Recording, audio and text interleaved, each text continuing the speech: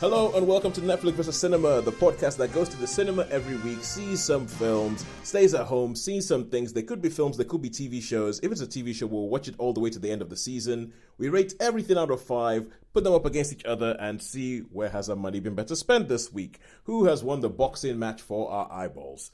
That's a weird idea, someone having a boxing match on eyeballs, but never mind. My name is Tosin, and I am your host, and I am based up in the middle of the country, somewhere near Birmingham. And joining me, as always, on the Isle of Wight are Shaun Bollen. Hello there. Shaun Harris. Hiya.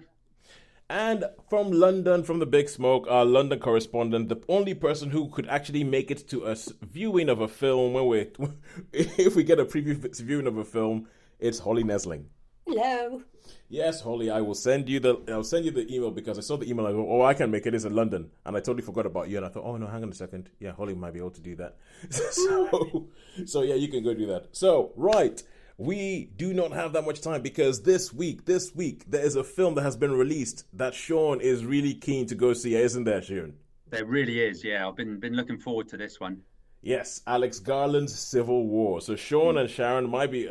We need to finish this off quickly so you guys can rush off. Yeah. So we are going to jump in quick, and as I said, we're going to build this thing as we fly, and we're going to say what have we seen in the cinema this week. Sharon, we'll start with you because that's nice and easy. It is nice and easy because I haven't seen anything. No, nothing. That's the kind of rigor you can expect from us. We are Netflix Cinema. What have we seen? Nothing. and Shaun, what about you? What have you seen? Okay, I saw Monkey Man, which we didn't review last week, which is an unlimited screening, and Ordinary Angels, an unlimited screening. Monkey Man, Ordinary Angels. I haven't heard of that one. On streaming, I've watched Roadhouse and a bunch of other stuff, but I just cannot for the life of me remember what it is. And got a lot of football as well. Yeah. I saw Roadhouse over the Easter break. I essentially just had a thing where my daughter wasn't sleeping, so I was watching pretty much a film a night, and I actually got to see both versions of Roadhouse. Oh, good. over the Easter talk about break. That. That's good then. Yeah. No, I'm glad you've seen it. So yeah. You can, I think I'm looking forward to that one then. Okay, cool. And Holly, you in cinemas, what have you seen? In cinemas, I have seen Godzilla x Kong, which we reviewed last week. Load of old gubbins. And Ghostbusters Frozen Empire. And I say a lot of old gubbins, very enjoyable, a lot of old gubbins. Yes. Ghostbusters Frozen Empire was an infuriating amount of gubbins. Very enjoyable. But enjoyable, yeah. Yeah, but still, I mean, it's just kind of it's flawed, but it's flawed, but it was still fun. I thought I came away thinking that was fun, but flawed. Yeah. I still think Afterlife was better. I think I think Afterlife was the perfect blend of nostalgia, feels, and all that. I'm moving things forward. And I felt like Frozen Empire was a step backwards. But never mind. Nonetheless, watching it again when it comes out on TV. All right, cool. So, and at home? At home, I have watched Where'd You Go, Bernadette? Yes. And Scoop. Ooh. I think I'm gonna have to kick Color Purple out of my running order. Push that down another week to put Scoop in.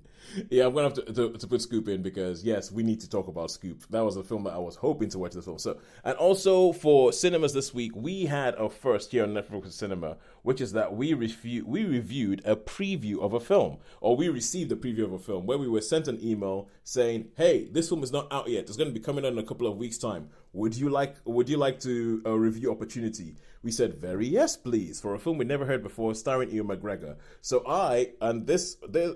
because this film is not out until tomorrow, so this is not out until the day after this podcast is actually broadcast. It's coming out on the 12th of April. It's a film called Bleeding Love, starring Ewan and Clara McGregor. So I am going to be reviewing that for the cinema side of things. And and I think at home we go Where You Go, Bernadette, Scoop, and Roadhouse. Roadhouse, the Jake Gyllenhaal version.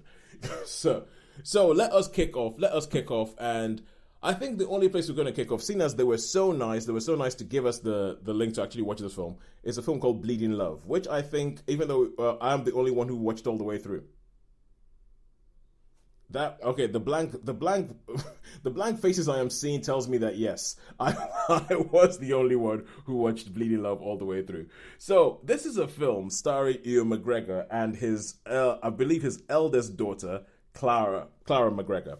And it kicks off and they are somewhere. Okay, now Shaun, I think that you would love the setting of this film because have a look at this. It kicks off there in a pickup truck, in sort of like a beat up old pickup truck, driving through what looks like the desert in like the American, I would say Midwest going out towards the west. I think it was mostly filmed in New Mexico.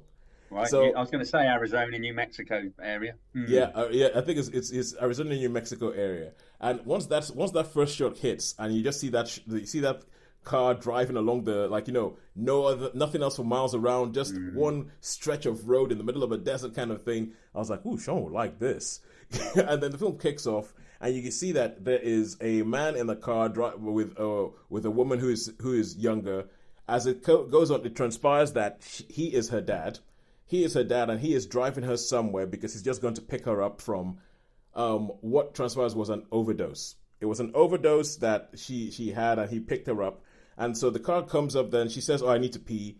The car stops, and as the car stops, she goes to pee, then gets up and just runs off into the desert.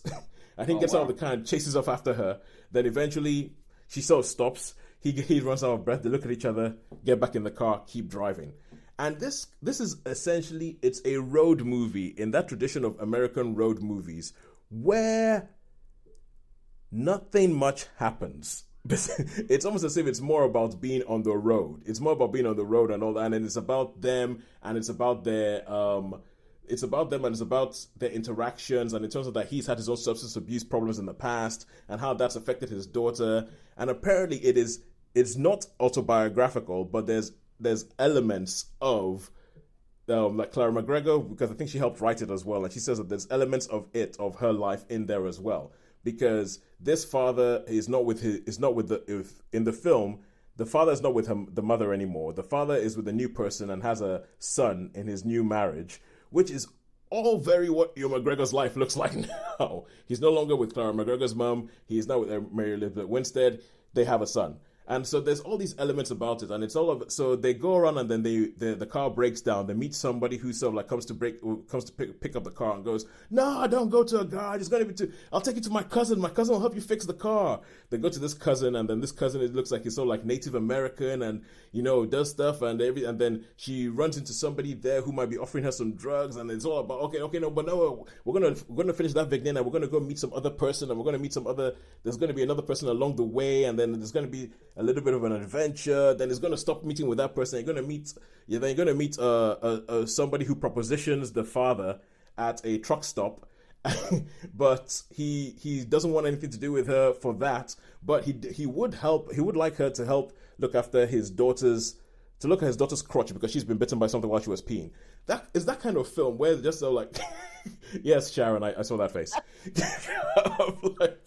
So it's just got all these different, like all these tiny little things happen. And I personally had a bit of a hard time with this. And I think, but it's probably because I think I need a little bit more propulsion in the things that I watch. And it's kind of like, I think we're trying to go for almost like a slice of life and about the and I don't quite think that it got there. I don't quite think it gelled. It just, instead of it being kind of like, sit in the moment and experience and about being the vibe of the moment that you're in, or just like that sort of I found it a little bit boring. Quite frankly, I found it a little bit boring. However, and I think you're supposed to get this idea that there's tension between them, that there's a history between them. Didn't really get that until the final scene.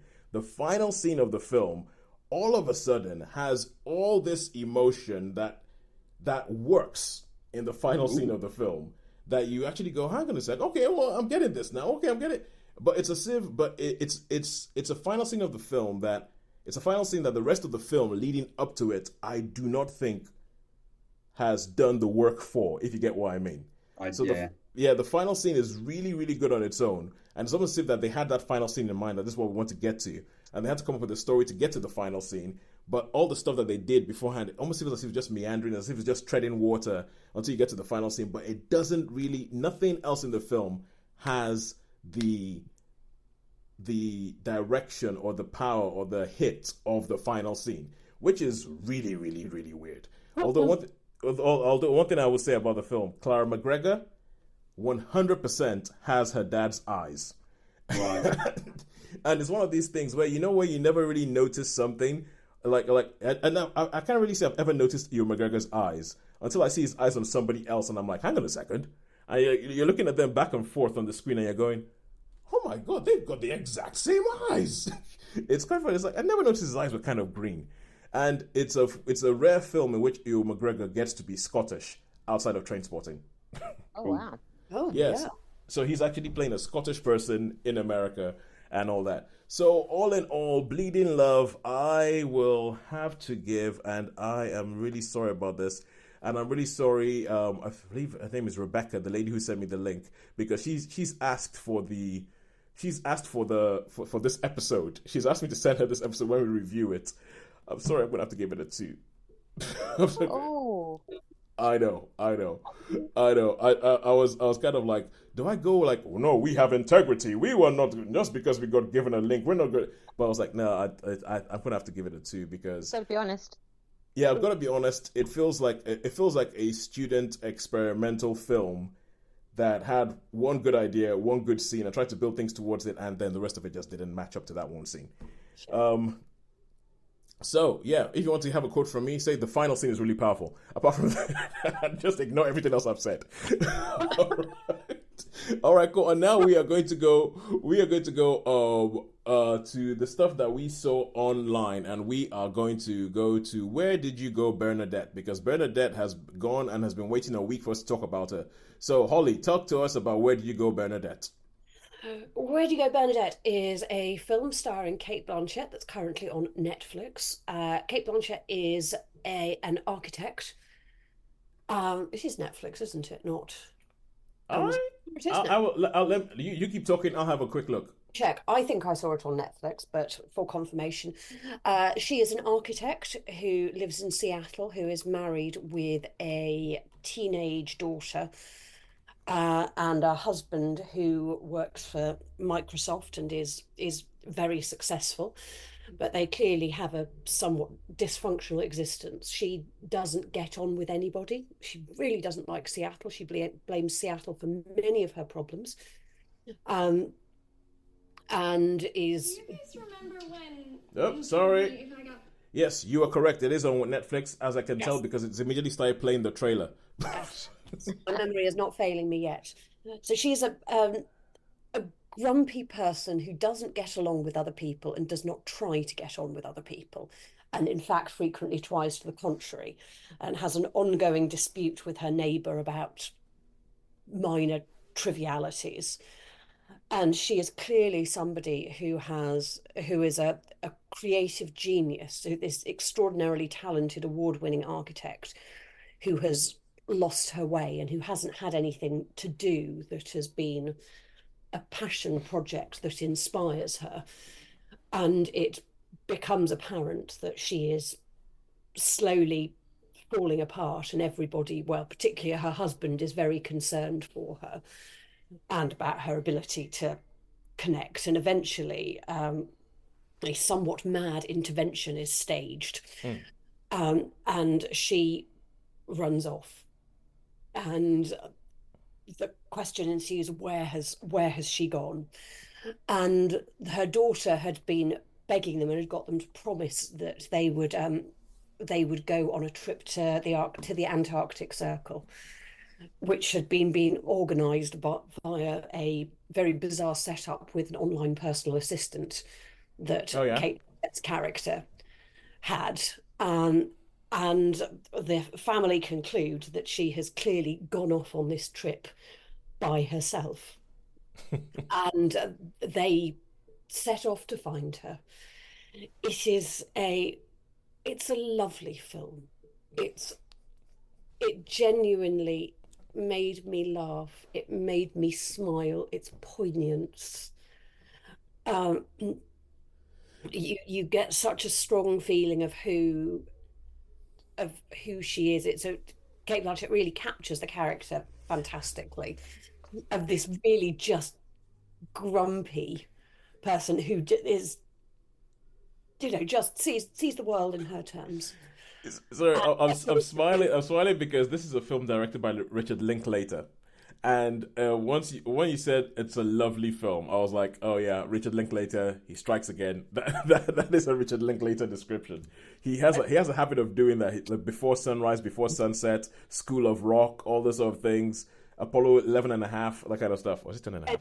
It made me smile. It's a really, really enjoyable, quite gentle film to watch, that it lets you think a bit but not too much, and is a lovely way to spend an hour and a half or so just being, existing in a nice space in a well shot film that's well scripted, and where you feel for the characters, and can appreciate them, warts and all. Yeah. Well, I have a lot of respect for Cate Blanchett, because every now and then there's all these films that pop up that she showed up in, and for someone who, a star of the magnitude of Cate Blanchett, you're kind of like, how did I not hear about this? And it's like, she so lent her star power to these small little indie films, which she almost seems to not care if you watch or not, because I feel like she's done it for herself and doesn't really care. But I have a lot of respect. It's a bit like the New Boy that we reviewed the other week, and I think that film has disappeared almost without a trace, and it has Cate Blanchett in it. But next she's gonna be in some. She's coming out she's gonna be in the Borderlands film later this year, and that is gonna be just plastered everywhere. It's like Cate Blanchett's career is a very, very interesting one, I find. But okay, so is Borderlands the one that's on Amazon? Going to be on Amazon? The one based on I'm thinking of Fallout. Yeah, thinking of Fallout. Fallout is the video game adaptation that's going to be on Amazon, and Borderlands is the video game adaptation that's going to be in the cinemas. Okay, it's a bit Mad Maxy, that sort of. A bit Mad Maxy, a bit Guardians of the Galaxy ish. It's going to be, but it looks fun. It looks fun. Does look fun. But it does make me still wonder. Essentially, I cannot tell how old Cate Blanchett is by looking at her. No. She's looked the same age for the last 20 years, hasn't she? She's looked the same. She looks the same age. She hasn't lost or gained any weight. No. She just looks the same, whatever happens. Yep. So how many stars would we give I'll give it a solid 3. I really enjoyed it. I would definitely recommend it. It's not going to change the world. It doesn't need to change the world, but it's we'll entertain it for a while. Yeah, and I would thoroughly recommend watching it for just a bit of a reset in a miserable world right now. Let's catch our breaths and. Whatever could be miserable about the world, Holly? Come on. I mean, Holly, I'm gonna take a leaf out of your book, and I'm gonna give the world 5 stars right now. Okay.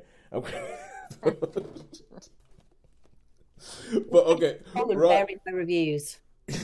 So, all right, cool. Now we're gonna go back to cinema, and this is weird because this next round, because obviously, sometimes I feel like what we do is we have like rounds. Like if this is a boxing match, round 1 was Bleeding Love versus Where'd You Go, Bernadette. Now round 2 apparently seems to be our action round, because this is going to be Monkey Man versus Roadhouse. So. Right. So, Shaun, you're the only one who's meant to see Monkey Man, even though I was so close to getting to see it and I didn't. And this is a film I really, really want to see, because it's Dev Patel doing different things that we might not have seen in the action realm. So tell us a little bit about Monkey Man, Shaun. Okay, a little bit about Monkey Man. So basically, this is Dev Patel, and he's a cage fighter, and he wears a mask, but he's sort of paid to lose, if you like. So he's like, the crowd are baying for blood. It's like an underground fight thing, and they bay for blood. And then you get this little backstory that he wants to get a job working for this lady that runs a really high class brothel. So and that lady's boss, he wants to get revenge for because of something that happened where he lived. Some people come along and they destroy the town, and his mum gets killed and all that. And he's because this is set in India, isn't it? India, yeah, it's set in India. So and the main villain, he's like a politician, and he's starting to get lots of votes and all that. Anyway, so he gets this lady's wallet sort of snatched by a lot of lads, and then he returns the wallet because he wants to get a job. He gets a job in the kitchens where he befriends like a gangster, can we say an Indian gangstery bloke, and then he sort of says to him, "Look, I'm a fighter. If you want to make some money to this gangstering bloke, I'll if you put a load of money on me, I'll actually win the fight." So he can get access up the ladder so that he can get to this woman, so that he can kill her, and the boss kill the woman's boss. So he does get the job as a waiter, and then he makes an attempt on the killer's boss, and doesn't succeed. And the police arrive, and the police chase him. And then he does this. Well, let's just say a little tuk-tuk thing. So you got a tuk-tuk police chase, you know. Yeah.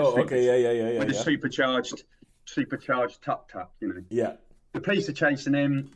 They do eventually sort of catch him, but he falls in the river, escapes. And then this sort of temple of good people, they sort of pick him up and starts training again. So when you get So Shaun, what you're describing right now is all the usual action beats everything you will expect. So, yeah, exactly.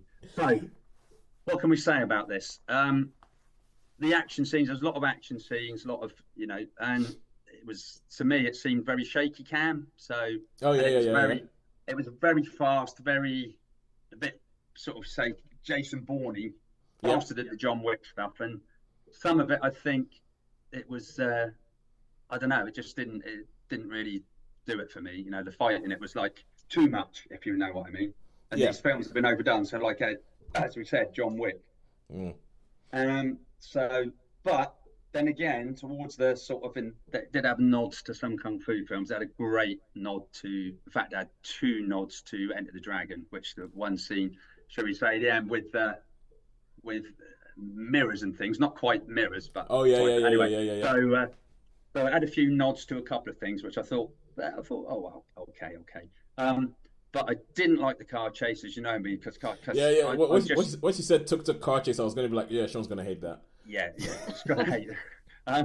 Didn't they do that in the last Indiana Jones film, though? They did, yeah, exactly. And that's why, I remember, I think I picked up on that point before. It's like, these things, they're not going to take that sort of rough punishment or take corners. If you go around a corner in one of those things, you go over. You're going at, you're just going to go flying off it. Yeah. You know, they're not the most stablest of things.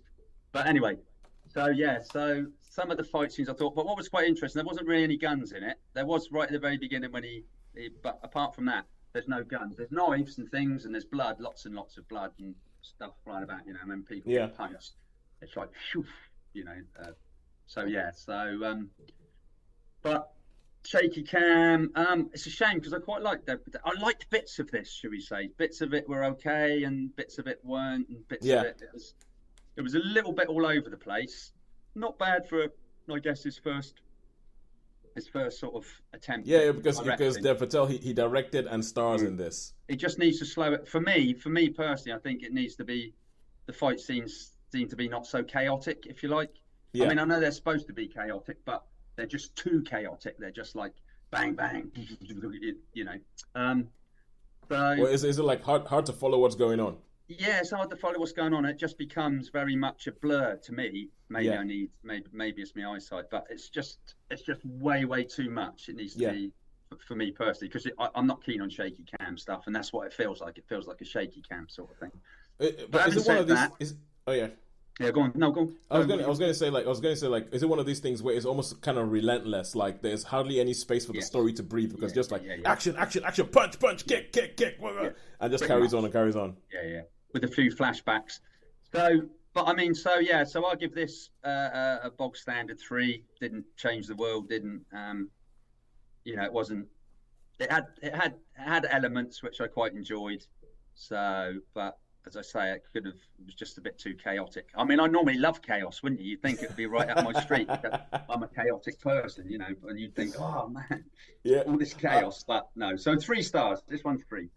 I've heard a lot of things I've heard about this is people saying, you know what, I'm looking forward to what he does next. There's enough promise here. I'm looking, but and I've heard of what you said that yeah, there's some really good bits, but then that seems to be like that's like the general consensus about this film. There's some really good bits, but then everything I've heard about this film is that. That All right. but, isn't it? What? Sorry, what's that? There's always a but. It's like it's great, but Yeah. But it's I'm still looking forward to it because I think the story. This is one of those films where the story behind the film is actually quite interesting because this film essentially we could have been talking about this. We're talking about this film as on the cinema side of our boxing fight, but this film could actually was originally slated to be on the Netflix side because it was supposed to be released on Netflix. But then Jordan Peele, who did Get Out, saw the film and he went, "Oh wow." Yeah, he's all about supporting up and coming filmmakers and everything like that. And he was like, "We need to get this thing in cinemas." So yeah. All right, cool. So that is 3 stars for Monkey Man. And now in an action head-to-head, we go to Roadhouse. So Roadhouse, this is the new film that is up on Amazon Prime. And you might recognize the name Roadhouse because if you were a child of the 80s, you might remember Patrick Swayze and his iconic line of "Pain Don't Hurt." And this is a remake of that, made by Doug Liman, starring, oh my God, Shaun, you've just put up a poster and you just reminded me of a character. Yes, starring Jake Gyllenhaal, but you just reminded me of a character in this film that I hated. Yes. Oh, that was good. I'm going to enjoy this one. Hated that character. Yeah, okay, so this is the film, and the whole idea behind it is that you kick off, and you kick off in an underground sort of like MMA fight, where these people are almost like bare knuckle boxing underground and stuff. And there's if anybody knows who Post Malone is, Post Malone shows up in this bare knuckle fight, is fighting somebody, and Jessica Williams shows up as someone who owns a bar, and she's looking to hire somebody to be a bouncer at the bar because he's having some trouble from some local yahoos, and she wants somebody to be a bouncer to actually help sort things out. And she's gone there to look at the person who wins this fight. But the guy who she goes there to hire, after he wins the fight, they say, "Do we have any challengers? Any challengers?" And then this hooded character walks into the ring, takes his hood off in one go, and it's Jake Gyllenhaal with his 16 gajillion abs. And Post Malone takes one, looks at him, and goes, "No, I'm not fighting him. No way am I fighting him. No, I'm not fighting him." And so because he forfeits the match, Jake Gyllenhaal gets all the money. And Jessica Williams goes, "I almost didn't recognize you. I know who you are now. I came in for him, but I want you. I want you to come work for me. I want you to come work for me at this bar. I can pay you this amount of money each week. I can give you like board and all that." And there's things that show up that whoever this Jake Gyllenhaal character is has fallen on hard times. He's not quite in the best rate of mind. There's a bit that he has that involves a car and an oncoming train. Then he decides to take up her job, and he goes down to Florida, to the Florida Keys. He goes into the Florida Keys to take on the job and go work as a bouncer at this roadhouse that's simply called Roadhouse. This is all pretty much the storyline of the film from the Patrick Swayze film from the 80s. And then what goes on is that he goes on there and it's about him helping sort stuff out, and then you get to figure out why people keep trying to trash her bar, and you get to figure out that there's actually this big conspiracy where some big person wants to get rid of her bar so he can build condos for rich people, and she is the last holdout. Blah. Essentially, all these are very, very sort of like common action tropes. If you've seen the first Roadhouse, you've heard some of these things before, and it goes through him training other people at the bar, and then at some point something happens where all of a sudden he's one of the guys who is roughing up the bar and gets beaten up by him goes, "Yeah, he's a really nice guy though. I mean, yeah, like he beat us all up, but he drove us to the hospital to get our wounds looked at." and he is a really nice guy and he's everything like that until something happens, and then he isn't a nice guy. And so that's pretty much the storyline from it. Shaun, what did you think of this? Yeah, what did I think of this? So for a start, I mean, obviously, I'm comparing it to the other one, really, I guess, because I think you can't help but compare it to the 80s one. Yeah, I didn't like the setting in Florida. I didn't think there was enough on the I mean, in the first one, you get a build up about the story. It's a lot more about the bar. It's the thing, the interaction between the people, and it was just very. The bar wasn't. The Roadhouse wasn't really in it at all. Basically, it was just like a setting for a few set pieces. Yeah, I didn't, and a lot of inconsistencies in the film, like when he's gonna, when he decides he's gonna go. You know, it's like, I don't think you would do that. It just, to me, it was just like, why all of a sudden you've done all this, and then it's like a change of heart, and I'm like, come on, man. You know, I mean, that's not you. The character all the way through, you've suddenly changed your character. You know? Yeah, I'd agree with that. You know the bit I'm talking about, yeah. Yeah. No, that you be in it for the long haul. You know what I mean? And everything was really, really convenient for the setup, for the final. It just like, oh right, okay, well we know, you know, yeah, that's going to happen. So what's going to happen? He's going to change his mind again, you know? And yeah, so I wasn't so keen on that. And as for, is it Conor McGregor? That dude? Oh, Conor McGregor was so annoying. So annoying. Oh, I hate it. Over the top. Yeah. I hate it. Like once that character shows up on screen, I feel like the film takes a bit of a dive once he shows up. He is so annoying. He is. Yeah. I feel like. Sorry for you, Toes. You're getting some of it's rubbing off. No, honestly, because I think this film, right? I think that what you're talking about the inconsistencies and everything like that, they almost coincide exactly with the moment Conor McGregor shows up.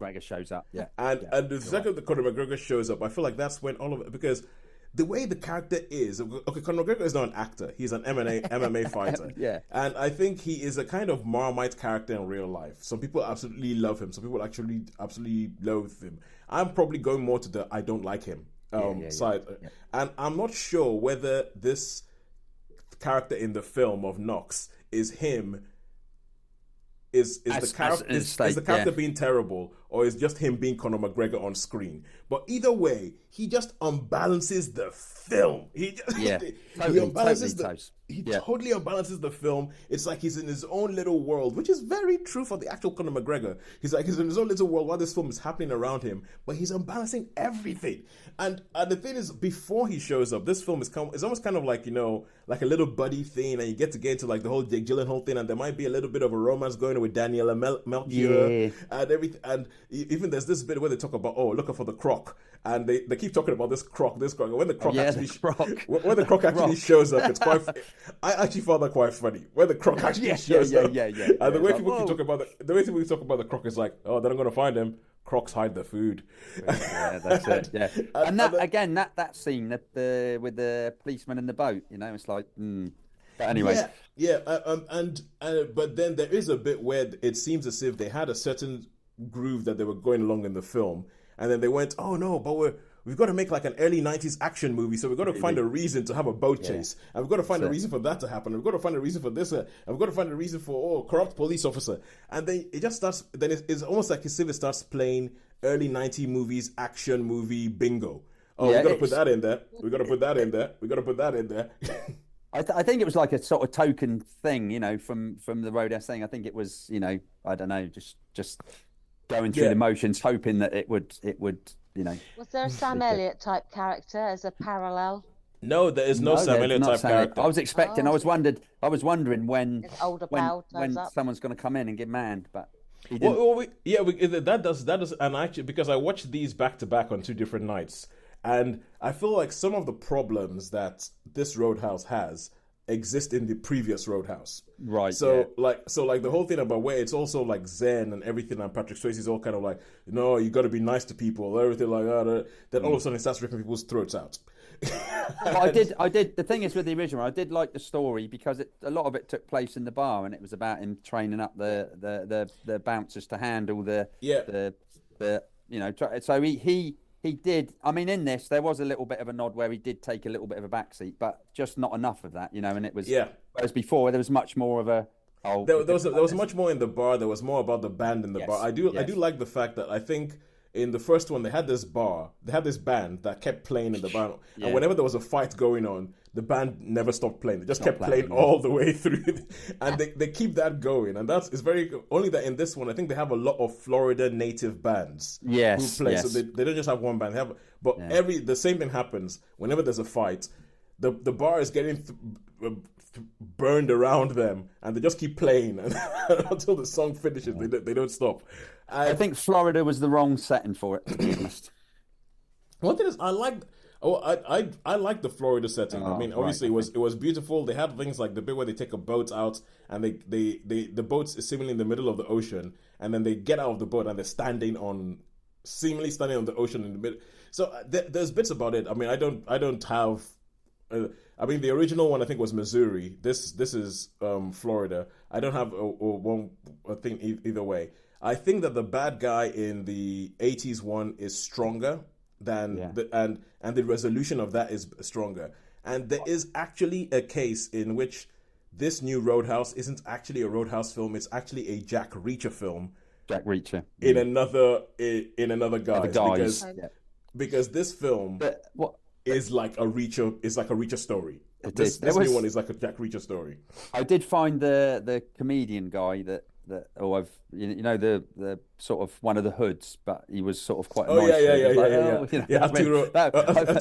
He was played by Arturo Castro. I loved that character. That character. He was my favourite character. He wasn't in it a lot, but he was like. Yeah, he's just kind of like Jake Gyllenhaal. He's like, oh, hey man, it's like, it's look, I'm not really a bad guy. I just really like motorbikes, and they were the only guys who were riding motorbikes in Florida. So the only way I could ride motorbikes was to join a gang, and he's quite funny. He is quite funny. Yeah. But I feel like there is a sort of. There is a tone issue where it starts off as one film, ends up as another film. It's a Jack Reacher film in disguise, and Conor McGregor. I mean, oh my God, Conor McGregor loses this film a star because he's just sucks.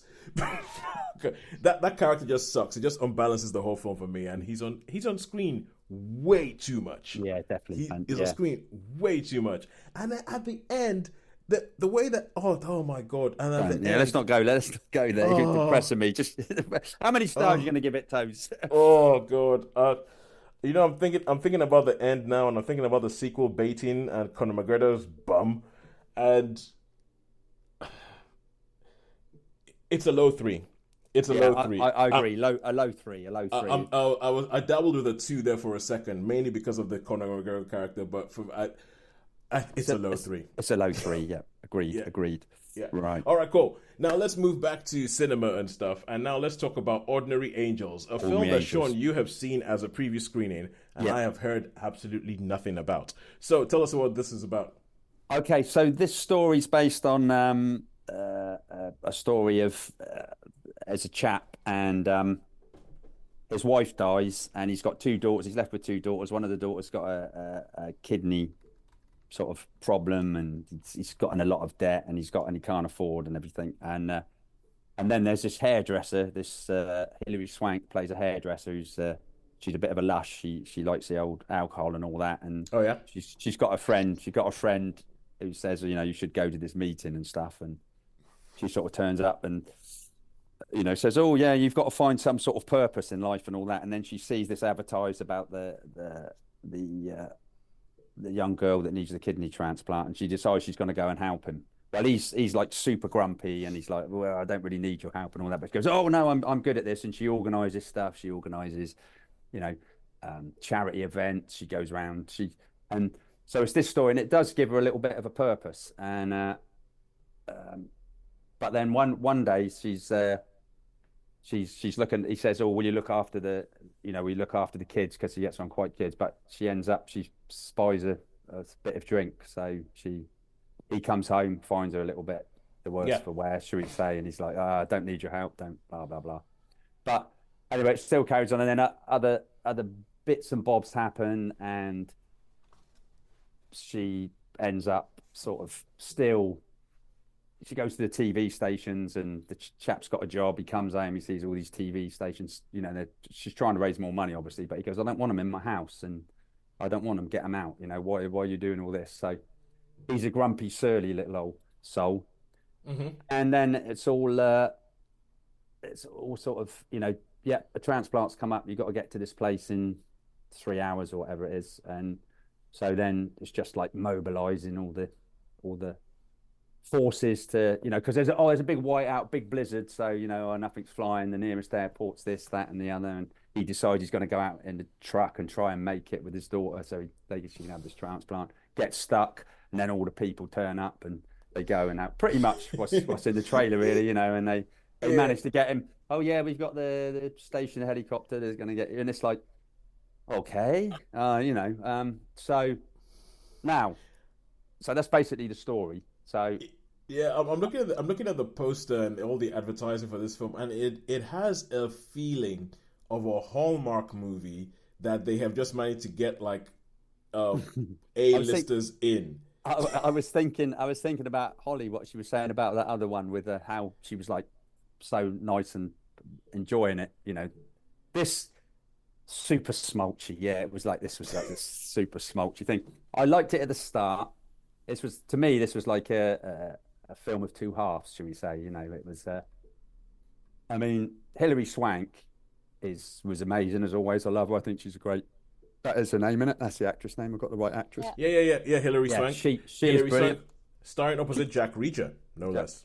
Jack Reacher, yeah. Who, for me, I thought sucked as an actor. I really don't. I really was like. So I'm sorry. I mean, I don't know if other people like him in that, but I just did not. I mean, he's like times where he's like crying and stuff. No, what are we going to? I like him in Reacher.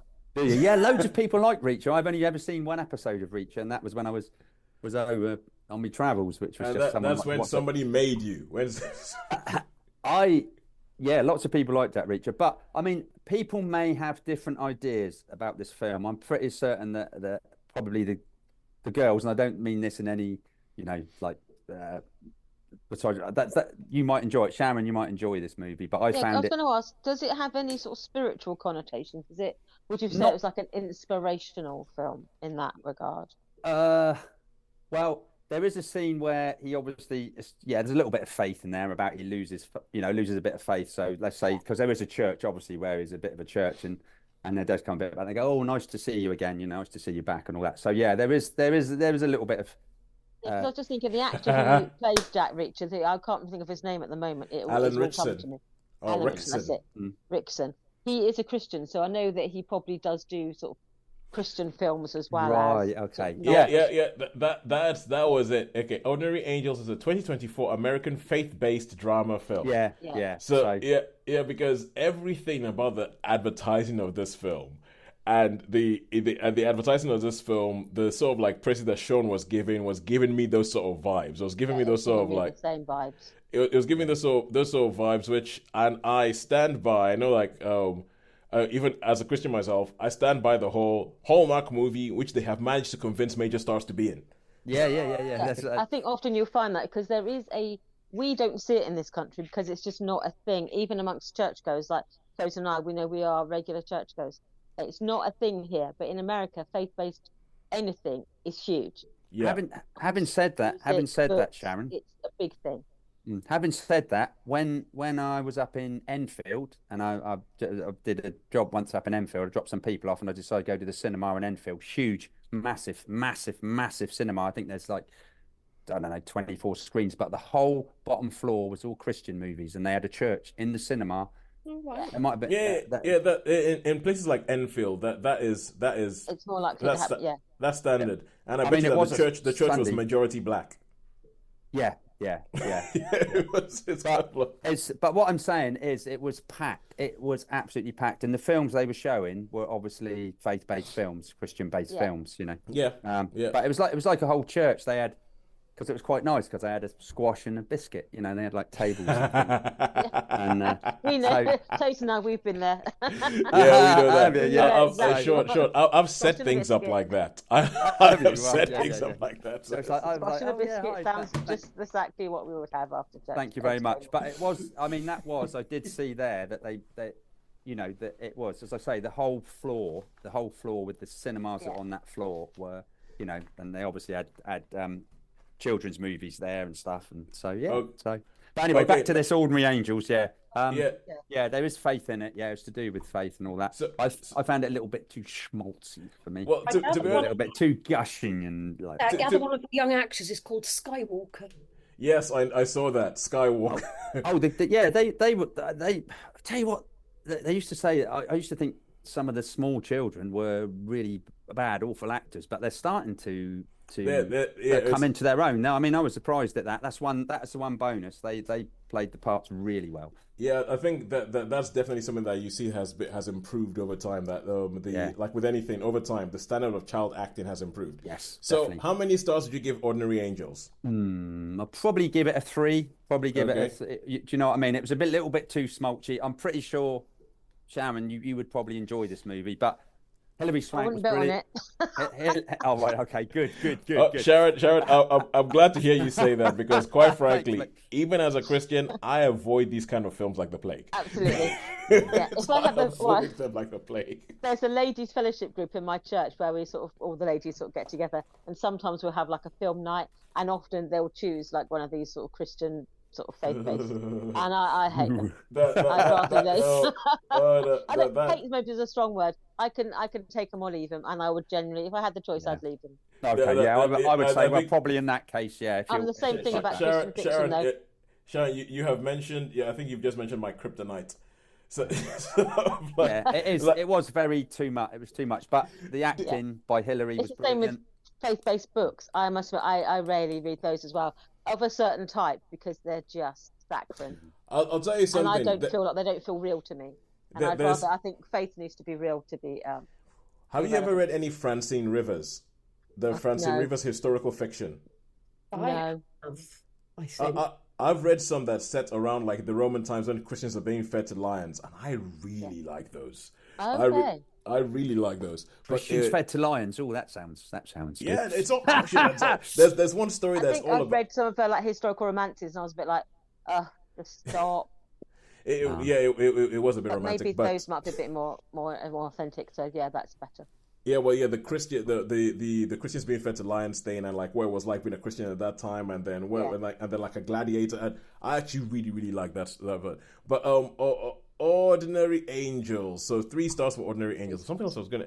Oh, that was it. Sharon, were you around when the whole thing about Fireproof happened? There was a film called Fireproof starring Kirk Cameron, and there was a bit where every church up and down the country seemed to be like, "Oh my God, you've got to go see this film! It's the most amazing film about relationships ever!"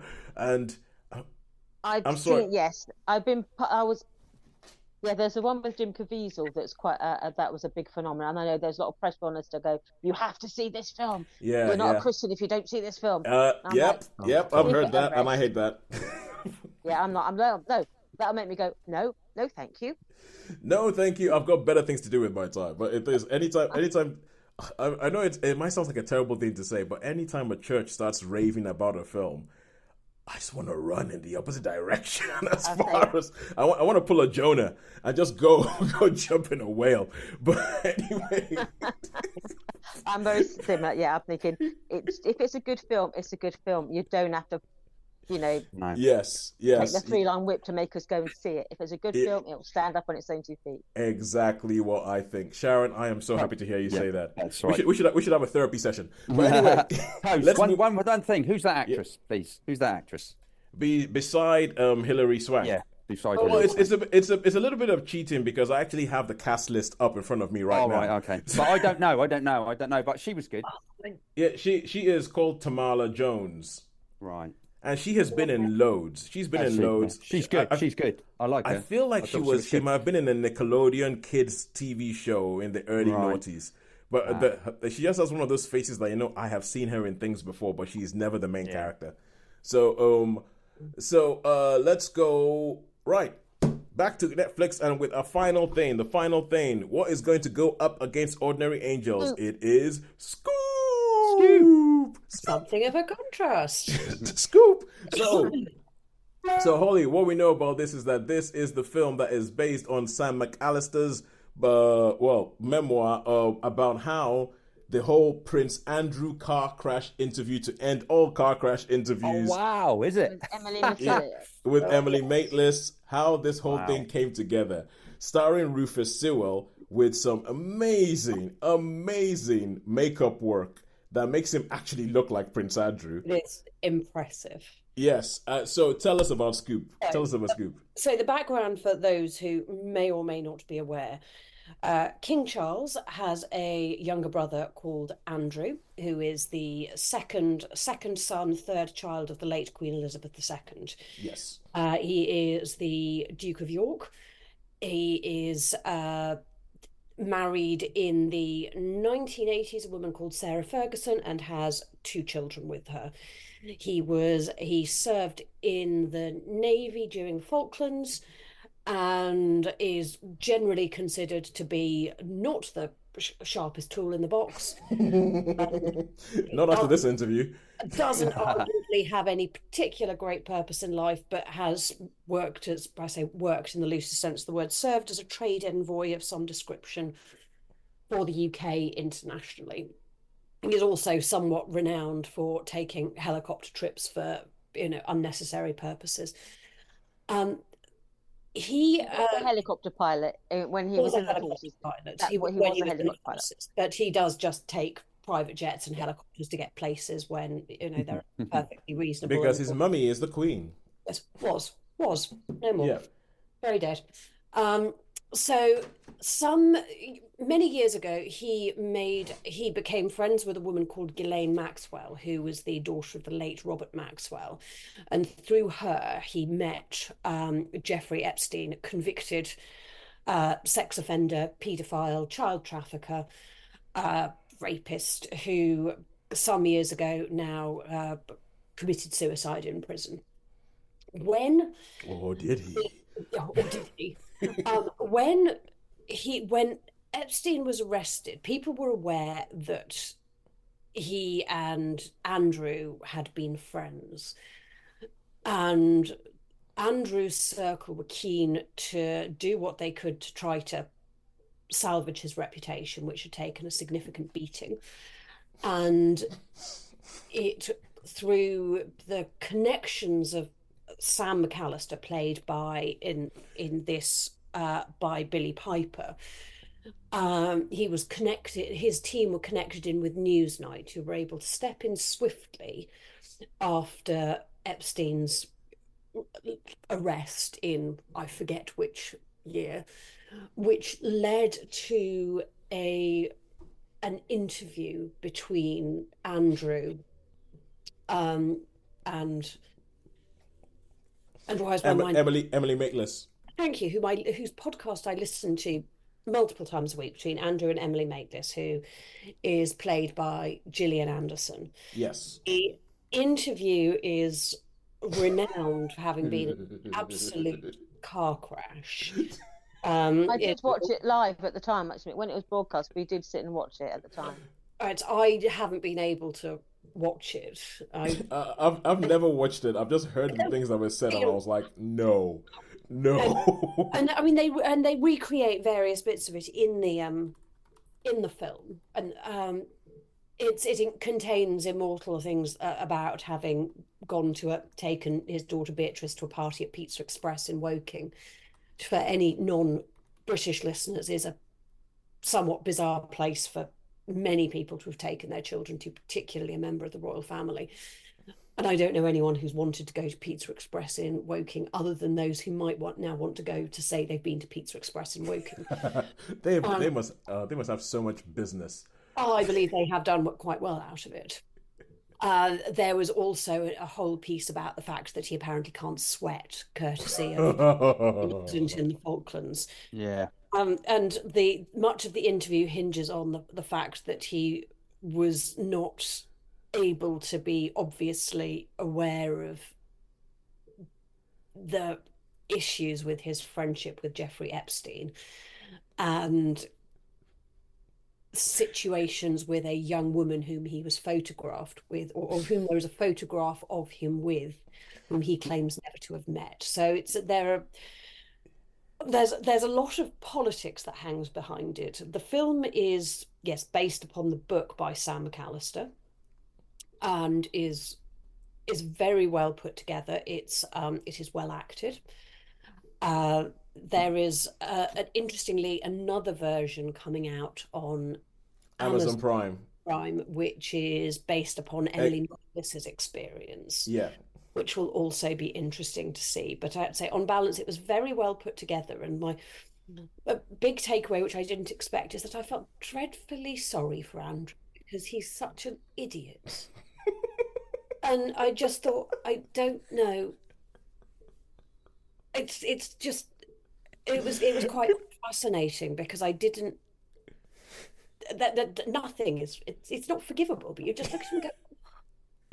Well, the thing is like this is directed by a guy called Philip Martin, who has directed quite a few episodes of The Crown.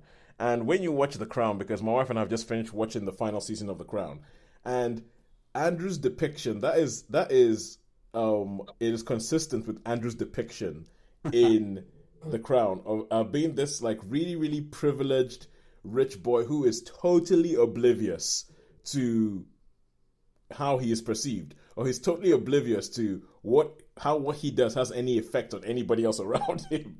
And yes. The thing is, and I always, before this interview happened, I would always be like, people who would be like, like burn the royal family or anything like. I always used to be like, oh, come on, for goodness sake, be a bit kind, But this interview, you're just kind of going, oh my God, this guy is totally not self-aware. No, and I wouldn't even like to guarantee that he would be consciously lying about anything. He seems so oblivious to everybody around him that it is perfectly possible. If he says I've never met this person, and yet there's photographic evidence of them having met, it's perfectly possible they might have met, and he's not lying. He just has absolutely no recollection of it because it just it doesn't register. It doesn't register on his radar. It's important. Yeah, because I haven't seen Scoop off, but I did watch the interview, and I think I've come from a sort of the generation like boy, so I do remember Prince Andrew. So I have a slightly different perspective of him because obviously he was the war hero when I was growing up because of this thing in the war there, Falklands, and so that's I feel sort of slightly more sympathetic because he was enormously popular at one time. It seems hard to believe now. I remember that as well. But in the sort of mid-80s, he was enormously popular. He was like, people had like posters of him and Prince Edward. Well, in like no kidding. In magazines. Yeah, no, like, no. There were mum, posters of Prince Andrew and Prince Edward. My mum liked Andrew. My sister liked Andrew. They was all like, he was like people liked Andrew. He was like the big teeth, Yeah, he was sort of always seemed a bit jolly, a bit likeable, a bit a bit of a fun guy.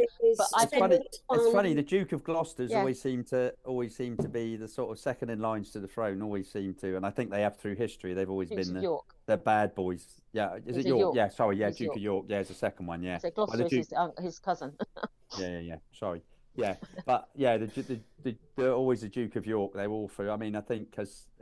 Who did you have? You had Henry. You had Henry V, didn't you, as well? Was he? Because he wasn't supposed to. Henry VIII. Henry VIII was another one. Well, so second son, So those people were not really groomed for the same with George VI, wasn't it? Yeah. So, he was not ever. But what I'm saying is but he wasn't bad really. But he smoked a few, I should imagine. That was probably his only But it's voice. interesting. Yeah, I think I'm interested by this. I haven't watched Scoop yet because I was interested by it because I do remember the interview. I remember feeling slightly sorry for him because I do, as you say, I don't think he wasn't lying. I do think he probably, when they say you obviously met this woman, I think he probably was genuinely like, I don't recall her. Because I imagine if he was a duke and he is quite someone who's very aware of his position. This is also somebody who is alleged to have slept with on more than one occasion. I think it's so that's the allegation. I think nonetheless it's also possible that could still be true as well, which is it just doesn't recall someone. Anyway, if you met a pretty blonde teenager, like 20 years ago, it's like it's possible that he probably didn't remember who she was. Well, it's just another pretty blonde teenager. I'm sorry, but for me, the line of "I don't sweat." It's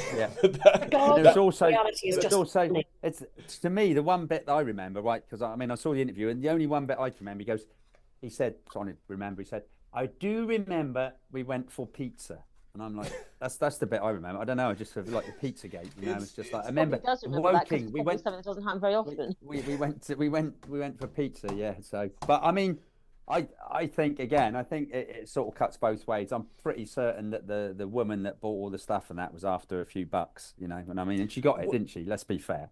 Well, yeah, but I mean, do you not safely say? Well, that is my. Oh, sorry, Holly, go ahead. Just going to say, we can safely say that regardless, it was everything around this was, as a bare minimum, highly unsavoury. Yes. And we can't. None of us were there, so none of us know for sure. But there is sufficient to say that it's, thoroughly. Okay. One last thing, because it's my want as the host. I will get the last word. One last thing before we get you to give you your star rating for this is, I still maintain, right, that in the royal family, like the woman who is played by, I think, Keely Hawes in this film, who was his press secretary, that's a woman who must be switched on, and she must have known what Andrew was like, and must have known that putting him in front of someone like Emily Maitlis was a terrible idea. And so in my head, if I'm going to believe any conspiracy theory, it's that this was the royal family putting Andrew out to pasture and saying, let's just get rid of him. Because after this interview, there's no way he's going to be representing us in public again. And I think because there's no way they didn't know he was like that. And yet they put him on international TV to do this on an interview, which you can still see on the BBC News channel on YouTube. And it was a very sympathetic interview. Emily Maitlis was... It wasn't hard by any means. She was no Jeremy Paxman, was she, when she... No, she was... I mean, you know, she gave him sufficient rope to hang himself, which is probably an inappropriate thing to say, given 16. But... but okay, how many stars? Because this is going to devolve into a conspiracy theory about I'm going to give it a high 3. I think it could stretch to a 4, but I'm going to veer towards the high 3. Okay, cool. So I'm trying to be tough on myself and not be not be so happy with the you get a 3, you get a 4, you get a 4. Love you all. No. It's good. It's really worth watching. I really recommend you all watch it. I'm really interested in your thoughts on it, but and I'm really looking forward to seeing the Emily Maitlis one, which I have a feeling I will like more. Okay. That's a good job you didn't give it a 4 then, because if you liked it more, you've had to give it a 5. So okay. I may be being preempting myself there. Okay, Holly, I've just had a word with our HR lady, and I'd like to apologize if at any point in time you felt like I bullied you into giving films fewer stars when you're rating them.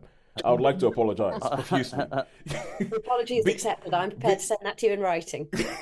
Be yourself. Give as many stars as you like. Yeah. Can I give 10 stars, please, even though we only have a 1 to 5 rating? I think maybe we should have a 0.5 either, but just on the 3 or the 3. Yeah. So just, you know, everything else is the same, but we've got a 0.5. So personally speaking, to moderate Holly's overscoring. Personally speaking, I do not like the rating things out of 10. There's something about I like 5 just seems nice and compact and fits for me. I don't like the 10 thing. But the one thing I do like about the 10 is that it does get rid of the high 3, 4, 5. High 3, more nuance. High 3, low 4 kind of thing. I think maybe we should. 3 is like that wide. It's like 4's like that, 2's like that, and there's like 3. Yeah, 3 is a very wide band. So maybe we should have it. Maybe we should just do that. So we'll have 1, 2, 3, 3.5, 4, and 5. Maybe. All right, cool. So the next question to ask is, who do you think has won this week, Netflix or cinema? Then we can get Shaun and Sharon off to the cinema to see Civil War. Yes, I've got a feeling it's a draw. Yeah, I think so. Yeah, so we had a 2, and then we had. We did have a 2, and then cinema will win. Oh yeah, in which case must be home wins. Just. I think, Yep, home, Netflix and Friends, whatever you want to call it, does win this week because it had 3s across the board. But unfortunately, and once again, I'm really, really sorry, Rebecca. I'm pretty sure her name is Rebecca. Yeah. Sorry, Rebecca. Yes. Hang on. Let me just check this and make sure that I am not misnaming her. Yep, Rebecca. Rebecca Cherry. I'm really, really sorry. Thank you so much for the link, but yeah, it's a 2. So. That's it. So I think that's it for this week. Next week, join us again next week when we shall be talking about Civil War. Civil War. Yeah, we'll I think talk about. what else is out. I don't think there's a lot else out, but I don't know. I might finally get to see Monkey Man. I don't know. So it's well, that'd be good. Well, we can do reviews. Well, are any of you likely to go and see Ordinary Angels or not? Because I would interested to see your take on that, but it doesn't sound like no. No. It's When it makes it to streaming, I will for you, but not for myself. No. Ooh, there's the first Omen. Yes, I really see that. Yeah. The first Omen and a film called Seize Them. Yes, Seize Them has not come to the island. All right, okay. So I might have to. Yeah, but I'll tell you what, like Shaun, Ordinary Angels. Angels, to see it, I have to drive for an hour to go see that film. Yeah, but don't worry. Don't worry. I'm only just saying. So I'm glad we had that talk actually, because now I know. So yeah, but no, you're exactly right. You wouldn't have enjoyed it. Okay, so until next week, where we will bring you something from all of that. From all of that, it's a goodbye from me. It's a goodbye from me. And for me. And for me. Thank you very much for joining us.